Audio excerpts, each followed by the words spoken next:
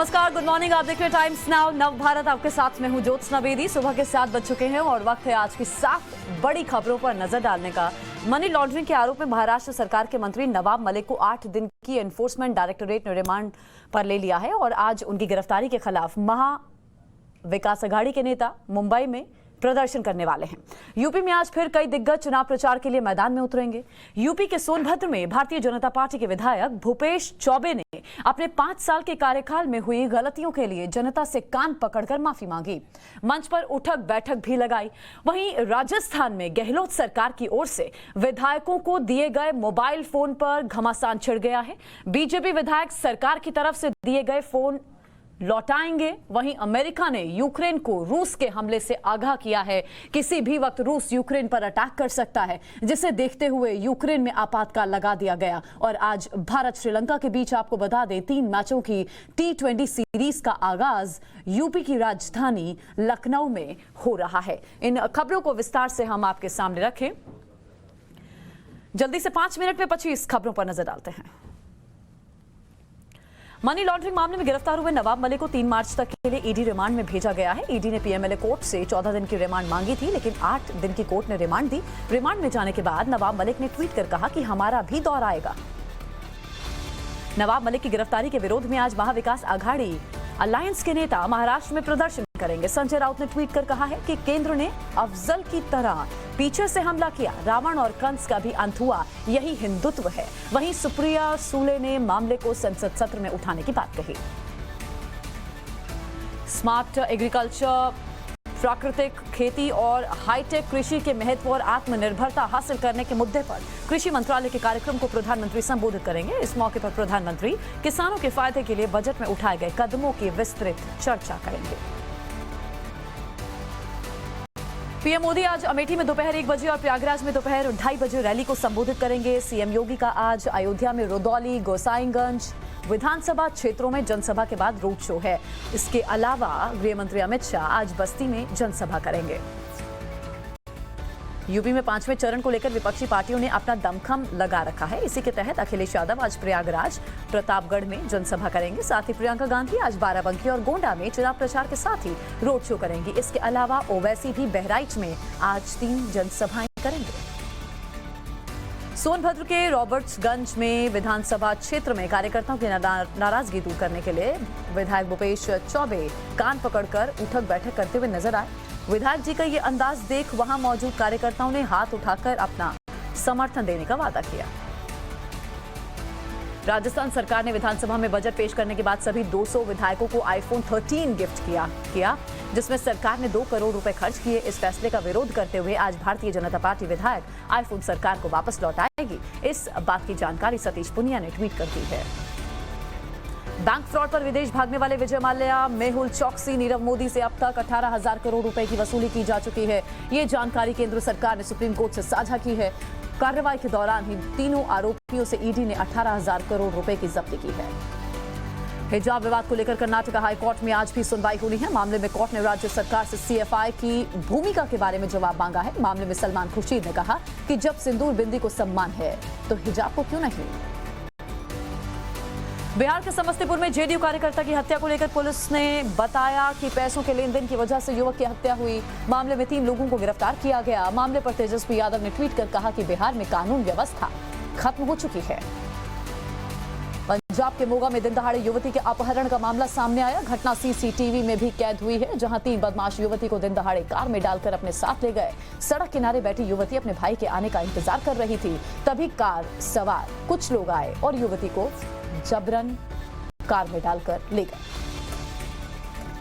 उत्तराखंड की राजधानी देहरादून में रिटायर्ड आईपीएस के घर हुई चोरी के मामले में पुलिस ने 3 चोरों को गिरफ्तार किया है। पुलिस की माने तो तीनों चोर यूपी के अलग अलग जिलों में के रहने वाले हैं। पुलिस अब इनकी क्राइम कुंडली खंगालने में जुटी हुई है। जम्मू कश्मीर में मौसम के यूटर्न के बाद हुई बर्फबारी के बाद हालात बिगड़ गए हैं। कश्मीर घाटी में हुई भारी बर्फबारी से सड़कें प्रभावित हैं। जम्मू कश्मीर नेशनल हाईवे पर भूस्खलन की वजह से आवाजाही फिलहाल रोक दी गई है। बिजली की व्यवस्था भी ठप पड़ गई है। यूक्रेन के राष्ट्रपति को जानकारी दी गई कि रूस अगले 48 घंटे में एयर स्ट्राइक, मिसाइल और ग्राउंड के जरिए अटैक कर सकता है। वहीं यूक्रेन के विदेश मंत्री रूस पर और भी कड़े प्रतिबंध लगाने की मांग कर रहे हैं। यूक्रेन ने अपने नागरिकों को युद्ध के लिए तैयार रहने के साथ देश में आपातकाल घोषित कर दिया है। वहीं चीन ने अमेरिका पर यूक्रेन संकट को लेकर भय और दहशत पैदा करने का आरोप लगाया। चीन के मुताबिक यूक्रेन की सीमाओं के आसपास रूसी सैनिकों की तैनाती आक्रमण की आशंका के जवाब में अमेरिका कीव को हथियार प्रदान करके तनाव बढ़ा रहा है। वहीं रेटिंग एजेंसी मूडीज ने दावा किया कि रूस यूक्रेन टकराव से दुनिया में कच्चे तेल, प्राकृतिक गैस की कीमतों में भारी उछाल आ सकता है। मूडीज के मुताबिक यूक्रेन रूस के टकराव से न सिर्फ कच्चे तेलों के दाम बढ़ेंगे बल्कि आपूर्ति श्रृंखला से जुड़ी बाधाएं भी सामने आएंगी।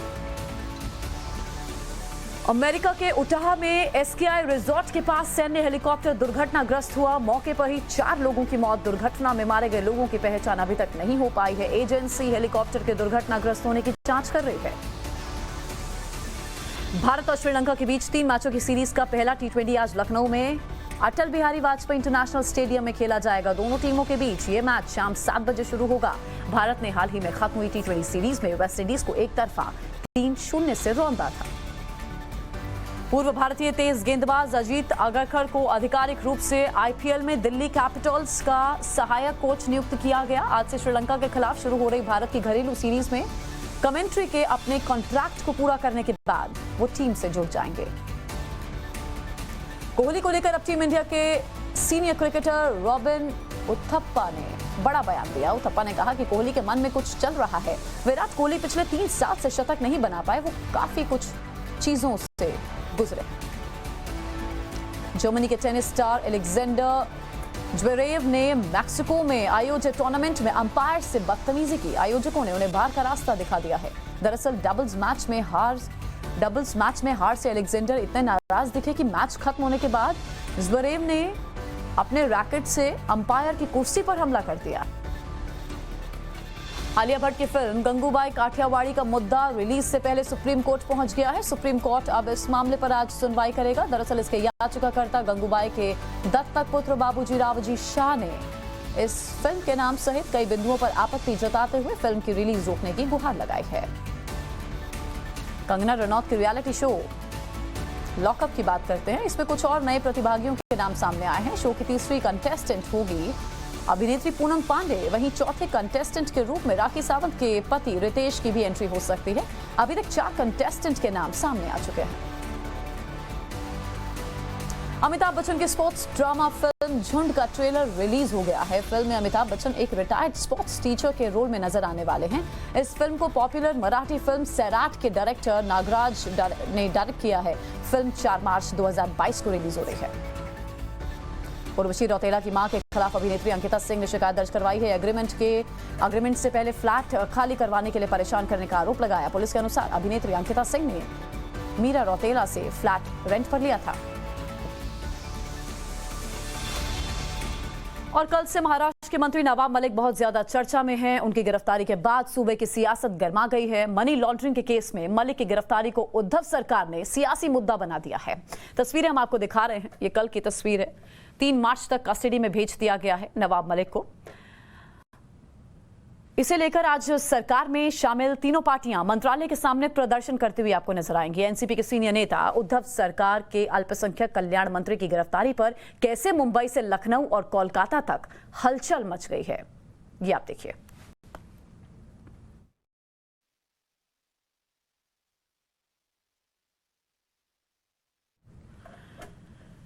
ये तस्वीरें हम आपको दिखा रहे हैं। जैसे नवाब मलिक की गिरफ्तारी होती है तो एनसीपी के जो कार्यकर्ता हैं वो प्रदर्शन करते हैं। गुस्सा उन कार्यकर्ताओं में आप देख सकते हैं तस्वीरों के माध्यम से। वहीं गिरफ्तारी पर जश्न मनाया जा रहा है। बीजेपी ने आतिशबाजी की है।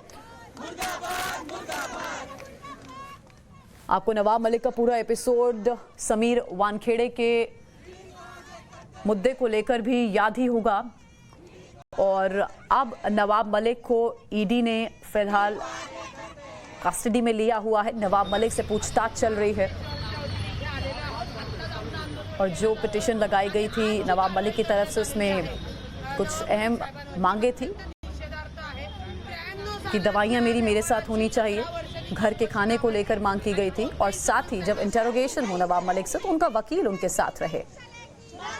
तो इन तमाम चीज़ों की इजाज़त इन्हें कोर्ट से मिल गई, लेकिन जब इनकी गिरफ्तारी हो जाती है तो उसके बाद अब ये दो तस्वीरें देखिए। नवाब मलिक की गिरफ्तारी के बाद सियासत भी जमकर हो रही है, नेता एक दूसरे पर वार पलटवार कर रहे हैं।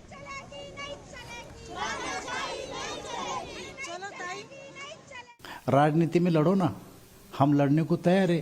पर ये कौन सी लड़ाई है जो गुनहगार को साथ दे के हमारे लोगों से खिलवाड़ कर रहे हैं? ये कौन सी लड़ाई है?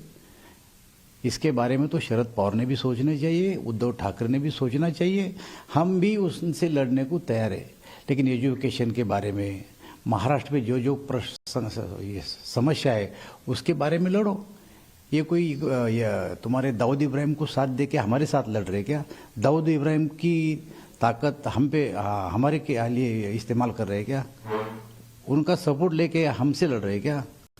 लड़ना है तो महाराष्ट्र की जो समस्या है, आप सरकार है, सरकार में रह के वो समस्या निपटाने के लिए लड़ो हमसे। जिस तरह से इंस्टीट्यूशंस दर इंस्टीट्यूशन एक के बाद एक जिस तरह से डेंट मारी जा रही, खत्म किया जा रहा है, ये देश के लिए अच्छी चीज नहीं है। और मैं नवाब मलिक जी के इस बयान का समर्थन करता हूं कि इन एजेंसीज का भारतीय जनता पार्टी दुरुपयोग करती है और चुनाव के दौरान सिर्फ न्यूज़ बनाने के लिए दुरुपयोग करती है। क्योंकि पिछले 7-7.5 साल में जिन जिन लोगों के, विपक्षी लोगों के नेताओं के खिलाफ आपने रेड करी या सीबीआई गई, उसमें से कितने लोगों के खिलाफ चार्जेस फ्रेम हुए? उत्तर है 0।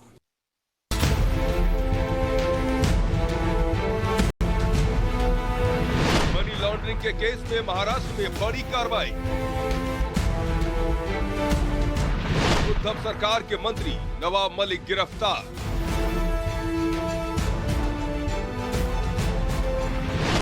तीन मार्च तक ईडी की कस्टडी में नवाब मलिक। ईडी के एक्शन पर जबरदस्त सियासी रिएक्शन। महाराष्ट्र की महाविकास आघाड़ी सरकार के कद्दावर मंत्री, उद्धव सरकार के सबसे बड़े मुस्लिम चेहरे, एनसीपी सुप्रीमो शरद पवार के बेहद करीबी, इन तमाम पहचानों के मलिक एक यानी नवाब मलिक, जो अब प्रवर्तन निदेशालय के शिकंजे में है। नवाब साहब ने कल की रात ईडी की हिरासत में गुजारी, लेकिन उससे पहले उन्होंने जिस कदर हाव भाव और तेवर दिखाए, उसे आप करप्शन के गंभीर आरोपों के साए तले नवाबी सियासत की मुकम्मल निशानी कह सकते हैं। लेकिन डरेंगे नहीं, जीतेंगे और लेकिन डरेंगे नहीं, जीतेंगे और ईडी की रिमांड के बाद नवाब मलिक के इस सोशल मीडिया मैसेज पर गौर कीजिए। उनके ट्विटर हैंडल से लिखा गया, कुछ ही देर की खामोशी है, फिर शोर आएगा, तुम्हारा तो सिर्फ वक्त है, हमारा दौर आएगा। नवाब के निशाने पर बीजेपी है, क्योंकि उन पर ईडी के एक्शन के पीछे वो गंभीर आरोप है जो पूर्व मुख्यमंत्री देवेंद्र फडणवीस की तरफ से लगाए गए हैं। आरोप क्या है आपको तफसील से समझाते हैं, लेकिन पहले ईडी के एक्शन पर फडणवीस का रिएक्शन देखिए। नवाब मलिक जी पर जो कार्रवाई आज हुई है, इसमें ईडी ने कोर्ट में पूरी सत्यता उसके सामने रखी है। ये करोड़ों रुपए की जमीन, सैकड़ों करोड़ या हजार करोड़ रुपए की जमीन किस प्रकार से अंडरवर्ल्ड के माध्यम से नवाब मलिक इन्होंने खरीदी, इसका सारा कच्चा चिट्ठा सामने आया है। पहले अनिल देशमुख और अब नवाब मलिक की गिरफ्तारी से महाराष्ट्र की सत्ताधारी विकास आघाड़ी सरकार में खलबली मच गई है। ऐसे में इसे लेकर पहले शरद पवार के घर एनसीपी नेताओं की मीटिंग हुई, फिर सीएम उद्धव ठाकरे के संग सीनियर नेताओं ने मंथन किया। उद्धव के घर मीटिंग की इनसाइड स्टोरी भी आपको बताएंगे, लेकिन उससे पहले शरद पवार को सुनिए, जिन्होंने बीजेपी पर नवाब मलिक को मुस्लिम होने की वजह से परेशान करने का आरोप लगाया। कशाची केस काढली तरी आता एक साधी गोष्ट आहे, काही झालं आणि निषेधचा कोणी मुस्लिम कार्यकर्ता असला तर दाऊदचं नाव घ्यायचं आणि काहीतरी कोणाचा काहीतरी समर्थाचं कोण काय कुठं काय माहिती नाही, पण त्याचं केलं जातं, त्याच्यात काही नवीन नाही। मला तुम्हाला माहीत असेल, तुम्ही कदाचित लहान असाल त्या काळात, की ज्यावेळी मी राज्याचा मुख्यमंत्री होतो तर माझ्यावेळी असाच आरोप झाला होता। मनी लॉन्ड्रिंग और वसूली के गंभीर आरोपों की वजह से तत्कालीन गृह मंत्री अनिल देशमुख को कुर्सी छोड़नी पड़ी और अब नवाब मलिक पर तलवार लटक रही है। ऐसे में सीएम उद्धव संग मंत्रियों के मंथन में फैसला हुआ कि इस बार सेंट्रल एजेंसी के एक्शन पर एमवीए एकजुट रहेगा, यानी इस केस में कांग्रेस और शिवसेना भी एनसीपी के साथ खड़ी रहेगी। जब तक आरोप साबित न हो जाए तब तक नवाब मलिक का इस्तीफा नहीं होगा। सेंट्रल एजेंसियों के एक्शन का जवाब स्टेट एजेंसियों के रिएक्शन से दिया जाएगा। नवाब की गिरफ्तारी के खिलाफ एनसीपी कार्यकर्ताओं ने कल ईडी ऑफिस के सामने प्रदर्शन किया, तो आज एमबीए के नेता मंत्रालय के सामने अपनी नाराजगी का इजहार करेंगे। एक तरफ नवाब की गिरफ्तारी के विरोध में प्रदर्शन हो रहा है, तो दूसरी तरफ ईडी की कार्रवाई के समर्थन में बीजेपी जश्न मना रही है। नवाब की गिरफ्तारी मुंबई में हुई, लेकिन शिवसेना ने इसे यूपी चुनाव से जोड़ दिया। शिवसेना नेता प्रियंका चतुर्वेदी ने ट्वीट पर लिखा, ED, IT, NCB, CBI, Pakistan और दाऊद ये सब बीजेपी के कैंपेन टूल बन चुके हैं। बीजेपी इसका इस्तेमाल समय समय पर नैरेटिव सेट करने के लिए करती है। सुशांत सिंह राजपूत के केस में महाराष्ट्र ने सीबीआई को एक्सपोज किया, ड्रग्स मामले में हमने एनसीबी का पर्दाफाश किया और आज ईडी बीजेपी की विस्तारित विभाग बन गई है। मौका बीजेपी को घेरने का था, ऐसे में समाजवादी पार्टी अध्यक्ष अखिलेश यादव कैसे पीछे रहते। उन्होंने भी बीजेपी पर अटैक किया। भारतीय जनता पार्टी जिस समय घबराती है, इस तरह की एजेंसियों को सामने ला करके लोगों को अपमानित करती है, झूठे मुकदमे लगा करके जेल भेजती है। हमने कई बार देखा है, यहाँ पर भारतीय जनता पार्टी की सरकार ने बताया था कि उनको खतरा है, टेररिस्ट अटैक हो सकता है विधानसभा में। कोई पुड़िया निकली थी और बाद में वो पुड़िया निकली बुरादा, लकड़ी का घिसा हुआ पाउडर। तो ये भारतीय जनता पार्टी के लोग कुछ भी कर सकते हैं। बंगाल में हैट्रिक के बाद मिशन दिल्ली में जुटी ममता बनर्जी ने भी शरद पवार को फोन किया। पवार को मलिक का इस्तीफा नहीं लेने की सलाह दी और विपक्षी एकजुटता की दुहाई दी। आपके लिए जानना भी जरूरी है कि नवाब मलिक की गिरफ्तारी क्यों हुई। तो इसके पीछे देवेंद्र फडणवीस का वो खुलासा है जिसमें उन्होंने नवाब मलिक पर दाऊद इब्राहिम के गैंग से जमीन खरीदने का आरोप लगाया था। फडणवीस के मुताबिक जमीन मुंबई ब्लास्ट के आरोपियों से खरीदी गई। पूर्व सीएम ने आरोप लगाया कि ब्लास्ट के आरोपी सरदार शाह वली खान और दाऊद की बहन हसीना पारकर के करीबी सलीम पटेल से नवाब मलिक के करीबी रिश्ते हैं। फडणवीस के मुताबिक मलिक ने 3.5 करोड़ रुपए से ज्यादा की जमीन सिर्फ 20 से 30 लाख रुपए में खरीदी। चूँकि आरोप एक पार्टी के नेता ने दूसरी पार्टी के नेता पर लगाया, ऐसे में जांच एजेंसियों की कार्रवाई पर सियासत भी जमकर हो रही है। Bureau report, times now, Navbharat. तो इस मुद्दे पर लगातार सियासी वार पलटवार हम देख रहे हैं। कुछ और राजनीतिक प्रतिक्रियाएं आप सुनिए। Nawab Malik bomb blast, terror organisation, terrorist के पास से बेनिफिट लेना, लाभार्थी बनना, ये देश के लिए बहुत बड़ा धोखा है। और इसके कनेक्शन की जब अब जांच शुरू हुई है, तो उस समय पर जब तक इन्वेस्टिगेशन समाप्त नहीं होता है, नवाब मलिक ने मंत्री पद पे नहीं रहना चाहिए, नहीं रह सकते, ऐसा आग्रह मैंने माननीय राज्यपाल जी से किया है। देखते हैं ईडी की जो इन्वेस्टिगेशन में क्या क्या बाहर आता है, लेकिन तब तक शरद पवार ने नवाब मलिक की छुट्टी करनी चाहिए। किसी व्यक्ति को नहीं ले रहे अभी वो, उनका टारगेट है राज्य की सरकार, और राज्य की सरकार को अस्थिर करना, यही एक टारगेट लेकर फिर मंत्री को करेंगे तो सरकार बदनाम होती है, सरकार बदनाम होती है। तो उनका सत्ता के लिए सब कुछ चल रहा है। आपकी पार्टी में जब लोग आ जाते हैं तब लॉ क्यों रुकता है, उसका तो कभी जवाब दे दो। क्योंकि तुम्हारे पार्टी के नेताओं ने जिनके ऊपर आरोप किए, वही ईडी के पास का आरोप किए, सीबीआई के पास किए, सब किए ना उन्होंने। वही लोग जब तुम्हारे पार्टी में आ जाने के बाद सारी फाइल बंद हो जाती है, तो लॉ कहाँ रहा? तो लॉ इसलिए है, अगर आप मेरे पार्टी में हो तो लॉ नहीं, ऑपोजिशन में रहो। तो ऐसे देशद्रोह वाली बातें ना, वैसे ही है ये भी। महाराष्ट्र में नवाब मलिक अरेस्ट होते हैं, लखनऊ में अखिलेश जी के पेट में दर्द होती है। ये दाऊद, नवाब मलिक और अखिलेश का रिश्ता क्या है, बता तो दीजिए। ये रिश्ते का नाम क्या है, किस नाम से हम इस रिश्ते को पुकारें? यूपी की जनता जानना चाहती है दाऊद, नवाब मलिक और अखिलेश के मध्य का ये रिश्ता क्या है और इसको क्या नाम दें।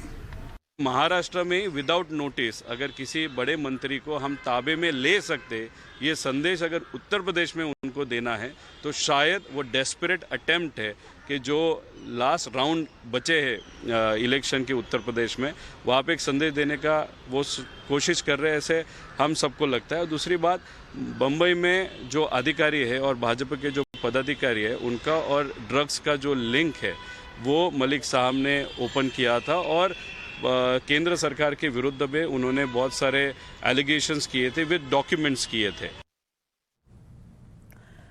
और अब बात हम उत्तर प्रदेश की सियासत की कर लेते हैं। चुनावी राज्य है उत्तर प्रदेश में। विधानसभा चुनाव के 4 राउंड पूरे हो चुके हैं और अब 5वें दौर की बारी है। जिन जिलों में 5वें राउंड में मतदान होना है इनमें अमेठी है, रायबरेली है, सुल्तानपुर है, चित्रकूट है, प्रतापगढ़ है, कौशाम्बी, प्रयागराज, बाराबंकी, अयोध्या, बहराइच, श्रावस्ती, गोंडा शामिल है। इन जिलों में 61 सीटों पर अपना झंडा बुलंद करने के लिए राजनीतिक दल एड़ी चोटी का जोर लगाएंगे। प्रधानमंत्री नरेंद्र मोदी बीजेपी प्रत्याशियों के पक्ष में आज अमेठी और प्रयागराज में रैली करने वाले हैं। वहीं सीएम योगी आदित्यनाथ अयोध्या जिले की सीटों के लिए प्रचार करेंगे। केंद्रीय गृह मंत्री अमित शाह भी आज बस्ती जिले में रहेंगे। विपक्ष की अगर हम बात करें तो अखिलेश यादव प्रयागराज और प्रतापगढ़ में चुनावी सभाएं करेंगे। प्रियंका गांधी बाराबंकी में रहेंगी। साथ ही गोंडा में भी उनका चुनाव प्रचार प्रसार हमें देखने को मिलेगा। असदुद्दीन ओवैसी की हम बात कर लेते हैं जो AIMIM के प्रमुख हैं। आज बहराइच जिले की सीटों पर वोटरों को साधने की कोशिश करेंगे। अपनी पार्टी के प्रत्याशियों के पक्ष में वोट की अपील असदुद्दीन ओवैसी द्वारा की जाएगी।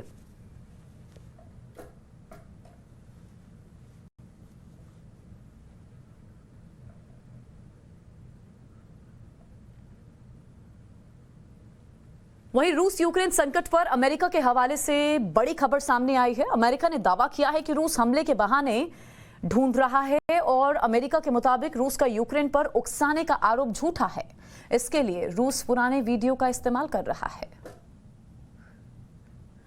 तो टेंशन्स लगातार रूस और यूक्रेन के बीच में बनी हुई है। अमेरिका के हवाले से खबर ये सामने आई है कि अमेरिका ने दावा ये किया है कि रूस हमले करने के दरअसल अलग अलग बहाने ढूंढ रहा है। अमेरिका के मुताबिक रूस का यूक्रेन पर उकसाने का आरोप जो है वो झूठा है।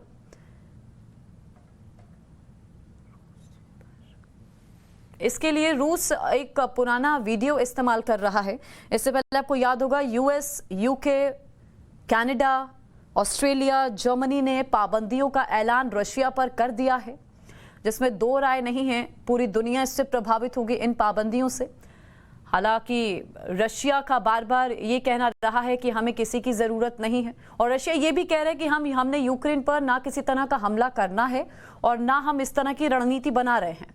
हम भी चाहते हैं कि बातचीत से ये मसला हल हो जाए और 7 साल हो गए हमें देखते हुए भी।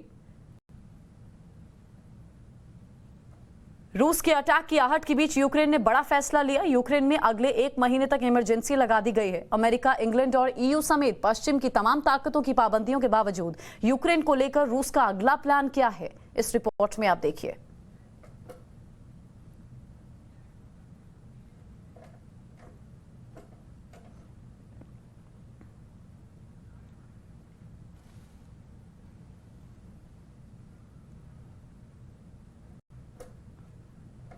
टाइम्स नाउ नवभारत रूस यूक्रेन संकट की पल पल की खबर आप तक पहुंचा रहा है। आज भी हर अपडेट हम आपको दिखाएंगे। आपको अब हम ले चलते हैं यूक्रेन के उस गांव में जहां एक 80 साल की बुजुर्ग महिला ने दुनिया के सबसे ताकतवर लीडर और रूस के राष्ट्रपति व्लादिमीर पुतिन को सबसे बड़ी चुनौती दी है। उसने कहा है कि रूस की सेना उसके गांव पर चाहे तोप चलाए या बम, वो डरेगी नहीं, झुकेगी नहीं, डटकर रूस की सेना का मुकाबला करेगी।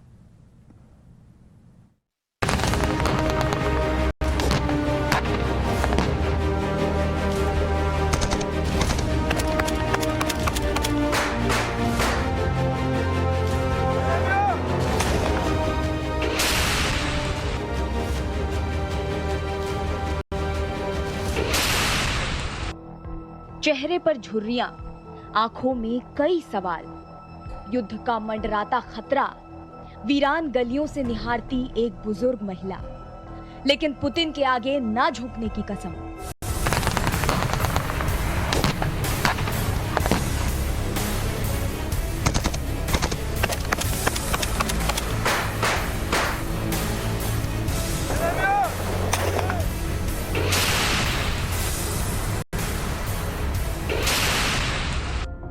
रूस पहले ही यूक्रेन के 2 टुकड़े कर चुका है। वर्ल्ड वॉर का आगाज कभी भी हो सकता है। यूक्रेन के लोग डर और खौफ के साए में हैं, लेकिन उस बीच एक महिला है जिसका हौसला हिमालय से भी ज्यादा ऊंचा है। ये तस्वीरें जो आप अपनी टीवी स्क्रीन पर देख रहे हैं, वो यूक्रेन के एक गांव पिस्की की है। पिस्की गांव यूक्रेन के यासनुवाता जिले के अंतर्गत आता है। ये डोनेट्स इलाके में आता है, जिसे रूस ने यूक्रेन से अलग कर दिया है। सबसे पहले आपको इस गांव की तस्वीरें दिखाते हैं। ये गांव लगभग पूरी तरह से खाली हो चुका है। दूर दूर तक नजर दौड़ाने पर इक्का दुक्का लोग ही नजर आ रहे हैं। चारों तरफ सन्नाटा पसरा है। इमारतों के शीशे टूट गए हैं। बड़ी बड़ी बिल्डिंग्स खंडहर में तब्दील हो गई हैं।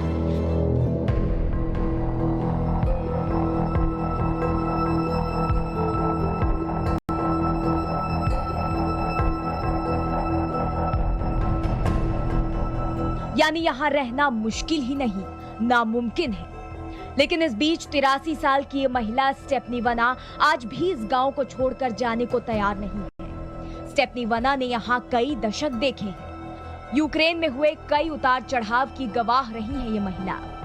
लेकिन आज जब यूक्रेन पर सबसे बड़ा खतरा मंडरा रहा है, उस बीच स्टेफनी वना ने आज भी उम्मीद नहीं हारी है। उन्हें आने वाले खतरे का अंदेशा है, लेकिन इस डर और भय के माहौल में भी उनके हौसले बुलंद हैं और वो चुनौती दे रही हैं रूस के राष्ट्रपति व्लादिमीर पुतिन को। उन्होंने अपने बयान में साफ कहा है कि वो चाहे कुछ भी हो जाए, अपना घर नहीं छोड़ेंगी। चाहे उनकी जान ही क्यों ना चली जाए, उनका हौसला नहीं डगमगाएगा। Ну куда я поеду, если я тут родилась, крестилась, и дети мои, и все, и куда я поеду? Я уже не боюсь ничего. Прибью, только хорошо, если прибили сразу. И все. अपने इस बयान में उन्होंने रूस के राष्ट्रपति पुतिन को एक कड़ा संदेश दिया है। वैसे तो ये गांव लगभग खाली हो चुका है, लेकिन जो लोग बचे हैं, उनके चेहरे पर डर है, खौफ है, लेकिन इस महिला के इरादे बुलंद हैं। ब्यूरो रिपोर्ट, टाइम्स नाउ नव भारत।